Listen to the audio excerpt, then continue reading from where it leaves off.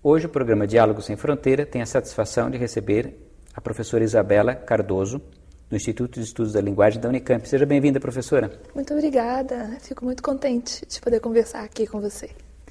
A professora Isabela, ela tem uma formação multidisciplinar em filosofia, mas também em letras, e é professora justamente de literatura latina, língua e literatura latina na Unicamp, com uma ampla experiência internacional, em particular na Alemanha.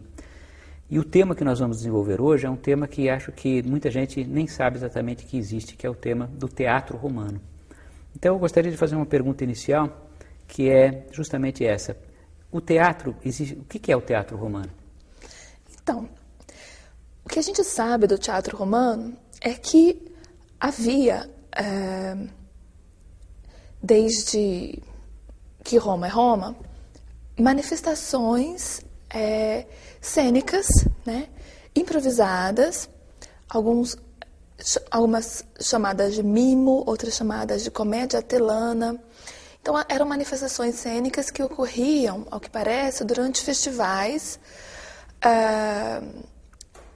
em Roma, não só em Roma em si, como em várias cidades da Itália, né? Mas nada disso ficou propriamente desse teatro que era improvisado, em que se usavam certamente máscaras, no caso da comédia atelana, máscaras com tipos definidos, né? E havia esse mimo, era sem máscaras, e possivelmente tratava de temas mais amplos, temas mesmo mais obscenos, é o que nos contam os historiadores antigos. Nada disso nós temos, como eu disse, registro da sua forma mais antiga, e sim, nós vamos ter o teatro romano a partir do século III a.C., né, que é quando surgem as adaptações do teatro grego. Então, nós vamos ter tragédias, comédias e, sobretudo, esses dois gêneros. Temos, dessa época, nós temos textos escritos, né?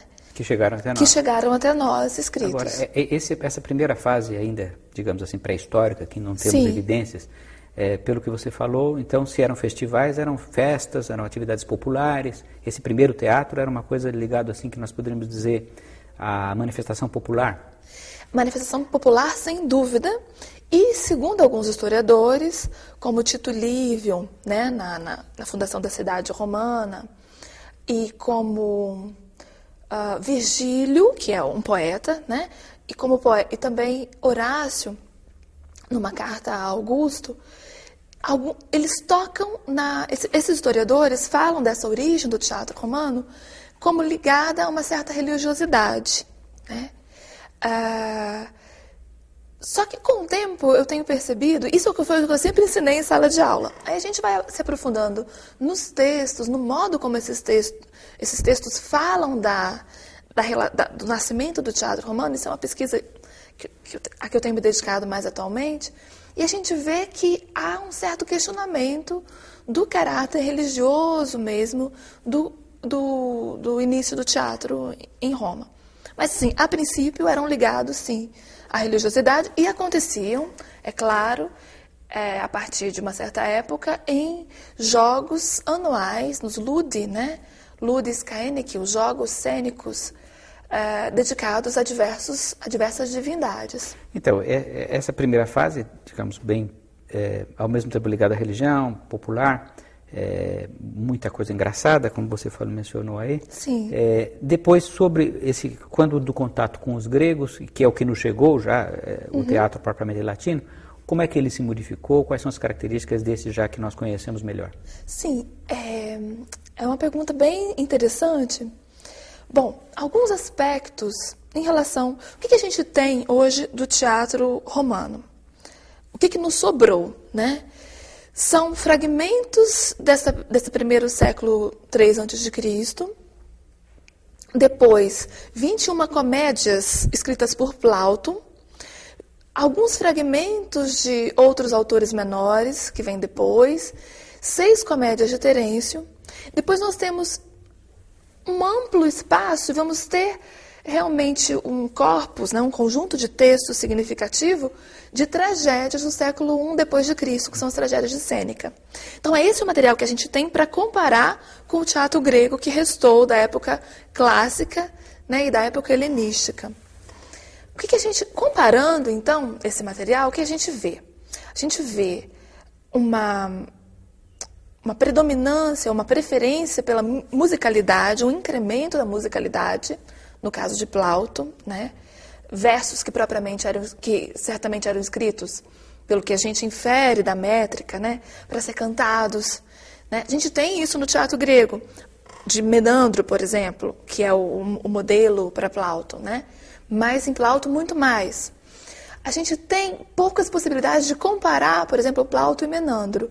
Mas o que nos restou nos permite ver que o Plauto, por exemplo, aumenta as cenas de desencontro, de equívoco, de confusões. Aumenta a confusão, diminui a moralidade.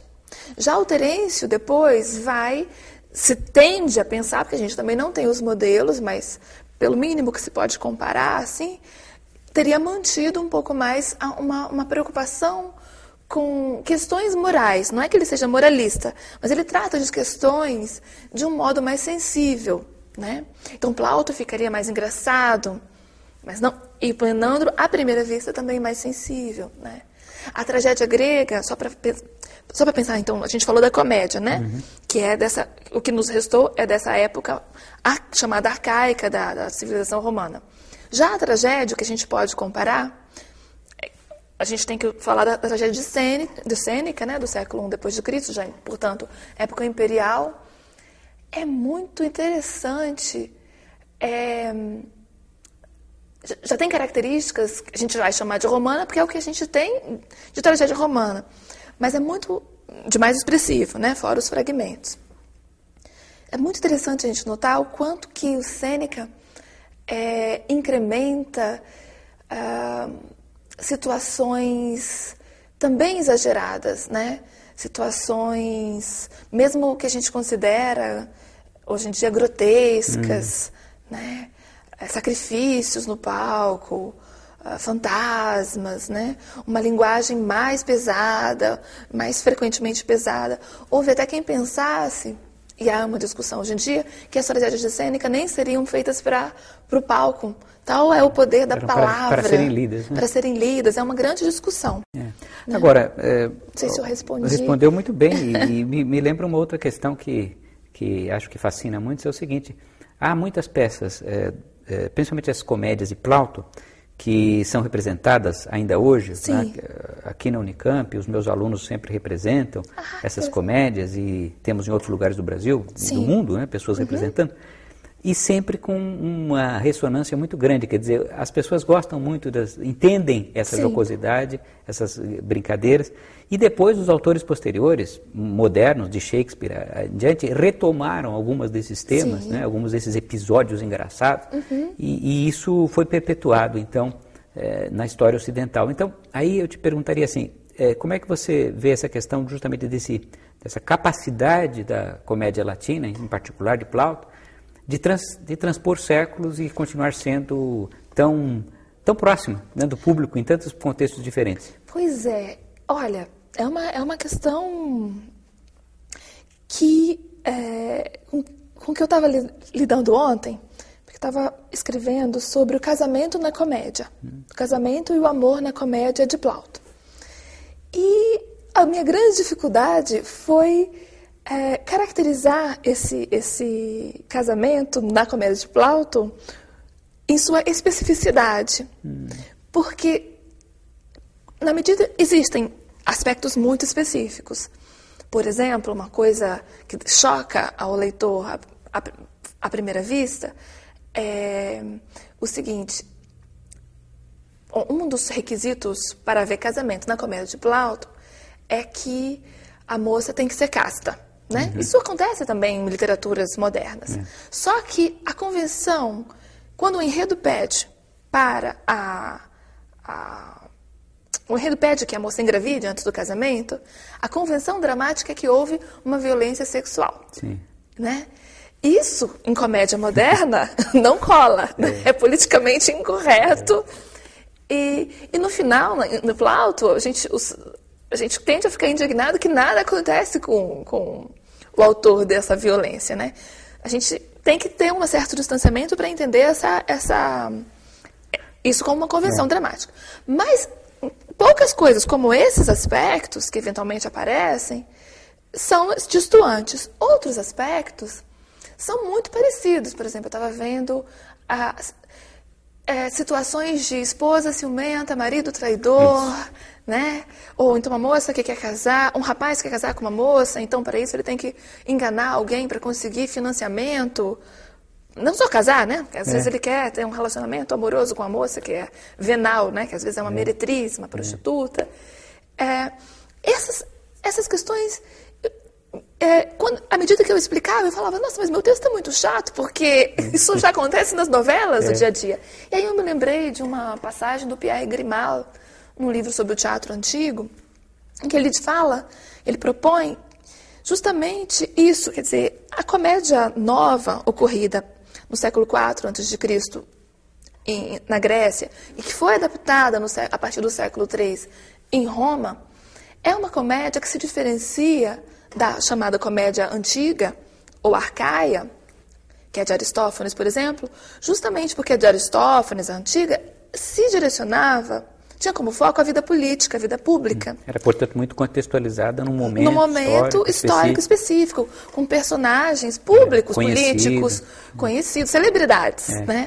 A comédia, políticos, poetas, etc. A comédia nova vai tratar de cidadãos comuns, da intriga com o vizinho, né? Que o vizinho é pobre, por que eu sou... O vizinho é rico porque eu sou pobre. Situações do campo e da cidade, situações que se perpetuam até hoje, né? E entre elas a questão do amor, né? Então os vários temas e o modo como Plauto tratou desses temas, eles acabam se eternizando até hoje, né? Até dá a impressão muitas vezes, e você poderá nos dizer se isso é assim, que autores de novelas, por exemplo, leem esses autores antigos e põem, não evidentemente o enredo inteiro, Sim. mas partes do enredo são reapropriados, por exemplo, em novelas, em filmes. Ah, sim. Por exemplo, a gente tem filmes específicos que encenam as peças de Plauto, né? Por exemplo, a Aululária, ou a Comédia da Panela, ela já foi encenada, já foi várias vezes no Brasil, mas ela também foi adaptada, por exemplo, por Ariano Suassuna, que tem O Santo e a Porca, que foi filmado também pela Rede Globo, né, recentemente. E tem essa obra, esse livro, que é uma peça de teatro, que é disponível em forma de livro, ele tem como subtítulo Uma Imitação Nordestina de Plauto, né? Então... E é interessante porque o Ariano Suassuna justamente é um autor extremamente popular, Sim. mas que sempre retomando as tradições ibéricas, Sim. latinas, mediterrânicas. Sim. Ele faz uma mescla, né? E, inclusive, é um trabalho que até de uma orientanda minha, a Sônia... a Soninha, né? Sônia... Esqueci o sobrenome da Soninha, ela é tão próxima. Não tem problema. Ela fez um trabalho justamente comparando Ariano Suassuna e Plauto, e a gente observa que tanto Ariano Suassuna como Plauto fazem um mix de elementos populares, no caso de Plauto, elementos dessa comédia itálica que eu mencionei, mimo, comédia telana, e elementos clássicos, digamos assim, no caso de Plauto, a comédia grega, né? Essa comédia de Menandro, por exemplo. No caso do Ariano Suassuna, ele trata de elementos clássicos. O clássico vai ser o Plauto para a gente. E elementos populares que vão ser do cotidiano e da cultura nordestina. Então, além da semelhança temática, tem uma semelhança no modo de composição, né? Eu achei que o Ariano Suassuna foi muito feliz também nessa imitação, né, criativa. Professora Isabela, nós todos ficamos encantados, não só com a sua entrevista, como também com o tema, né, que você nos apresentou, e veremos com certeza com outros olhos, inclusive as nossas telenovelas, nossas minisséries da TV, e quem sabe também vamos, né, beber um pouco nesses autores latinos que você mencionou. Eu queria agradecer muito a sua participação hoje aqui. Eu que fico muito contente de poder falar desse tema que fascina a gente e que, em geral, fica restrito, né, nas salas de aula. Então, eu acho muito interessante poder falar para um público mais amplo sobre essas questões que são, na verdade, como você apontou, né, bastante atuais. Muito obrigada. Muito obrigado e eu convido, então, todos ao próximo Diálogo Sem Fronteiras.